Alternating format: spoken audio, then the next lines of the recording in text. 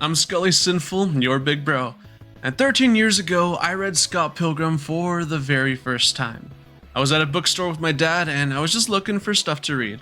I remember reading and finishing a few comics, the typical stuff. You know, Spider-Man, maybe a Batman comic or two, before I picked up Scott Pilgrim, Precious Little Life. I binged the whole thing sitting on the floor of that bookstore. For whatever reason, I asked my dad if he could buy it, and the second one, and when I got home, I read the second one and the first one again. I loved those books. Over time, I read them over and over and over again, adding new ones to my collection whenever I could. Each time I bought one, I would read the series all over again. At one point, I caught up. When I first picked them up, Book 6, Scott Pilgrim's Finest Hour, had yet to be published. I devoured those books, and when the last one came out, I, of course, read them all over again. When I say I love Scott Pilgrim, I really do. It has a vibe that hasn't been matched in any medium I found since. Not in any game, movie, comic, or show. It's comfy but funny, filled with action, but takes its time to let the reader sit and feel with its characters. It's got witty dialogue and just has a real rhythm to the story. When I heard that Scott Pilgrim was getting a movie, I was so damn excited. I went to watch it the same day it came out, and when I left the theater, I felt underwhelmed. It had done so many things brilliantly, but failed to capture what really mattered most. It failed to capture that same kind of magic that the books had. The perfect blend of humanity. The songs are great, the casting was on point for everyone except Scott. I think Michael Cera is not a good choice for Scott. Yeah, that's besides the point. Overall, it was just a great time, yet I felt like the core of the series, the relationships, weren't fleshed out as well as they could have been. Although, I understood why. It was just a movie after all. They couldn't feasibly fit 6 volumes worth of content in such a short runtime. Words cannot express the joy I felt when I first saw the trailer for Scott Pilgrim Takes Off. Imagine your favorite manga was finally getting the anime adaptation it deserved. I showed my wife the trailer with so much joy. I recognized the action set pieces, the fights with the X's. I was really excited at the prospect of seeing Ramona and Scott date and fall in love. And I didn't get that. And that's okay. Spoilers for all of Scott Pilgrim Takes Off and the comics, and I guess the movie. When I finished watching the first episode of Takes Off, I was confused, but also excited to see what might come of it. But I also felt deeply betrayed by the deceptive marketing and expectations that had been built up throughout trailers and interviews. If you read the comics and watched the trailer, I wouldn't be surprised if you had come to the conclusion that we were going to get a more or less similar adaptation of the books. I don't blame anyone for wanting this, by the way. I think it's only natural to want to see the books animated so you could see, an adaptation that could actually capture that vibe. A faithful adaptation is not what we got, but rather a sequel to the original series, I think. I'll cover this more as we talk about the series, but for now, just keep in mind that this isn't an adaptation of the books. Not really. The first episode is actually really similar to Precious Little Life. We meet Scott's friends and see him jam out with Sex Bob-omb and get to see the first date with Ramona Flowers. There are little changes like Ramona works for Netflix instead of Amazon, and we don't get many scenes of Scott and knives. The biggest change comes at the very end of the episode where Scott is fighting Matthew Patel. Here it seems like Scott dies, never defeating a single X. At this point, I was dumbstruck. Okay, they just killed Scott. There goes the faithful adaptation I was hoping for, but hey, maybe we get an interesting what-if story. What if Scott died? Then, Ramona has to deal with her League of Evil Exes on her own. That could actually be pretty awesome. I went into episode 2 fairly curious about what we could get. The next few episodes are pretty great. We see Scott's funeral, and Evie makes an appearance to make it one of the most kick-ass funeral concerts of all time. After the funeral, Ramona can't help but think that something seems off. She goes to bed and finds that she can still access Scott's subspace highway. Somewhere, some way, he's still alive. Now Ramona has a goal, find out who took Scott.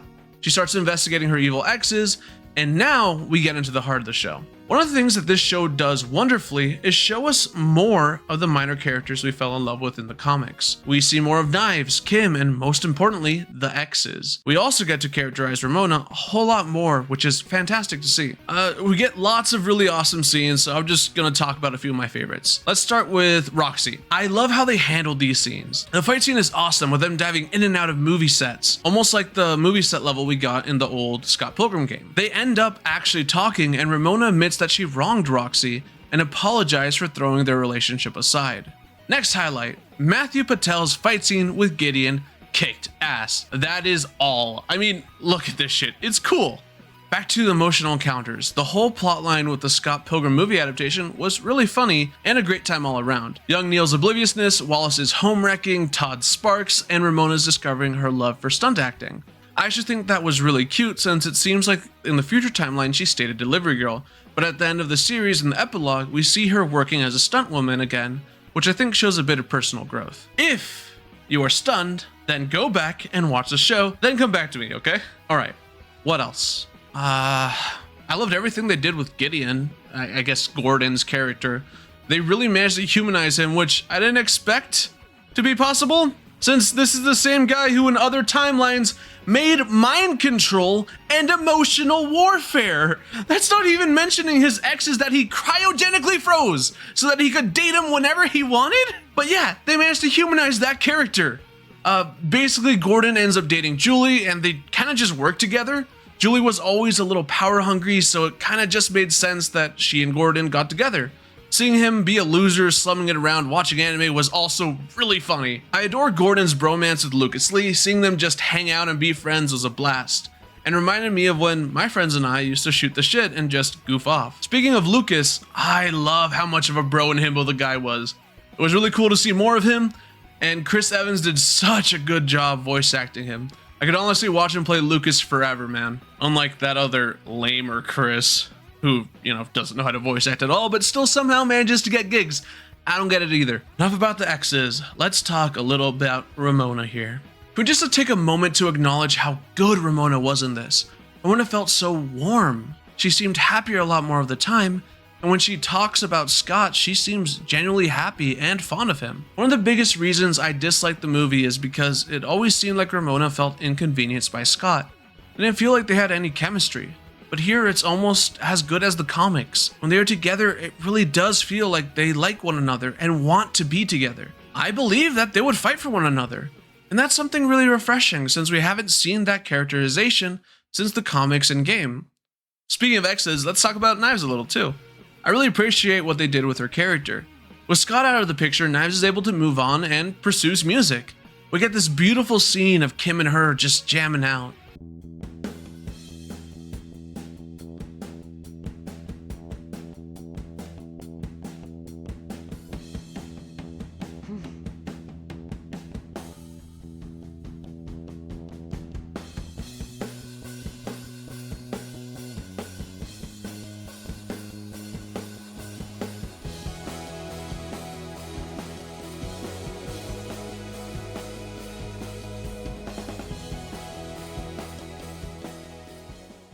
She forms a love of music and goes on to make friends with the band properly as an individual rather than as Scott's old ex. The fact that she and Steven have cute moments making songs together also makes me really happy. There's a certain joy in making music that wasn't captured well in the movie, but I think was done amazingly here and in the comics. I like the theme of sparks. I think it's really cool to have a visual representation of chemistry, and I love the little scene towards the end of the show where Wallace meets Mobile and finds Sparks for the very first time.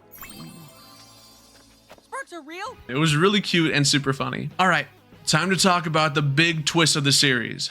Future Scott. I cannot tell you how much I hated this when I first saw it. I did like the idea of a future version of Scott becoming an evil ex, but I strongly disliked how they presented it. Old Scott reverts back into his slacker ways when Ramona separates with him, which he interpreted as a divorce, but really it was just some time apart. Problem was that he never went to look for her. Here's why I had such an issue with that. It's the same thing that happened and was successfully resolved in the comics. This arc was done pretty well before, and to see Scott relapse into his old ways just kind of threw out everything that happened when Ramona first left at the end of Volume 5. Did his wilderness sabbatical mean nothing?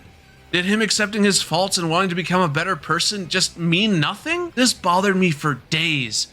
It's why this video took so long to come out, but I think I have an explanation. We all know that these timelines are separate. Each version of Scott Pilgrim exists on its own timeline. However, timelines do share similarities.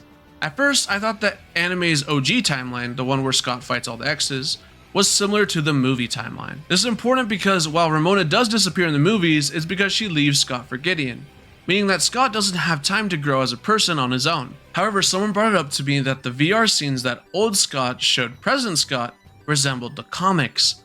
I was destroyed. Did all that character development truly mean nothing? Are we just doomed to make the same mistakes over and over? Is there no hope for humankind? I spent days searching for an answer, for anything. I started documenting all the differences I could find. Ramona works for Netflix instead of Amazon. Funny detail, but not super significant. Scott makes a game reference when he first meets Ramona, which is a cool callback to the movie, and also a really subtle hint by mentioning the two Sonics, and of course, the two Scotts. I guess that does differ from the comic book. I mean, at least comic Scott compliments Ramona's shoes rather than a fact that he thinks is interesting. While cool and all, it didn't really help. I guess Kim confirms that Scott did beat up the guys who kidnapped her in high school. In anime timeline, that's a real thing, but in comics, it was a memory implanted into Scott by Gideon. I guess Gideon's really different this time around. We didn't see his girlfriends or any mention of the glow. The glow.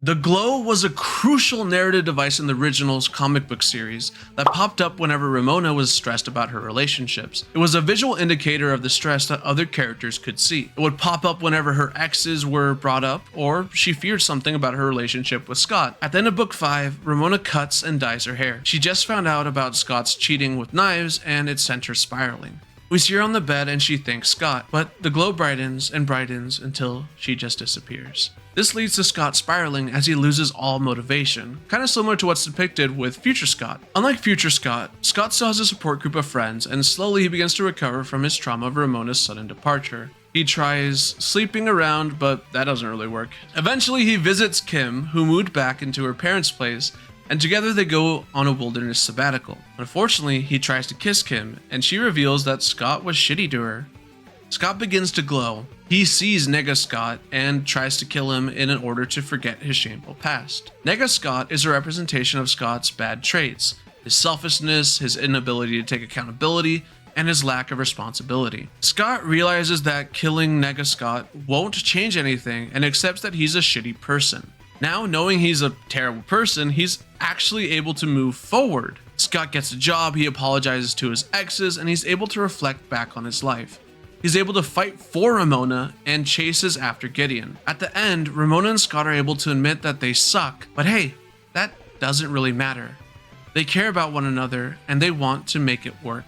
So, they try again. If the glow doesn't exist in the anime timeline, then Scott never had the chance to confront his past, making the way Future Scott reacted to his separation with Ramona make 100% more sense. As an older adult, he didn't have the same support system he would have had when he was younger, and never got to work through it in a healthy way, which is why he comes up with the childish idea to go back in time and prevent their relationship from happening. But that's just a theory, an anime theory! With that added perspective, I was able to enjoy the anime's ending way more, and it really is a badass ending. Scott kicks even older Scott's ass, Ramona becomes a time goddess, and present Scott and Ramona are finally able to be together. The music, the animation, and the stories of Scott Pilgrim Takes Off are all way better than they have any right to be. I can honestly say that this anime did a great job showing us more of the characters that we fell in love with. As a longtime fan of Scott Pilgrim, I can honestly say that Scott Pilgrim Takes Off is a terrible adaptation, but it is a kick-ass sequel. See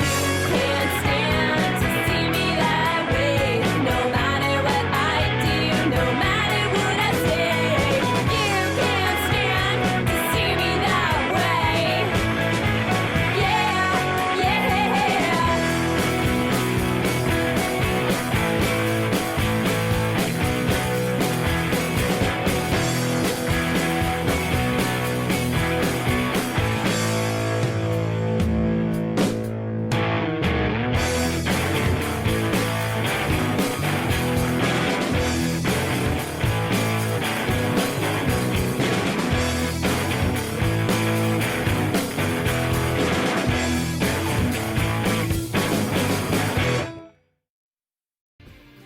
Thank you so much for watching the video. I've been Scully Sinful, your big bro. If you liked the video, make sure to sub and tell me who's your favorite Scott Pilgrim character.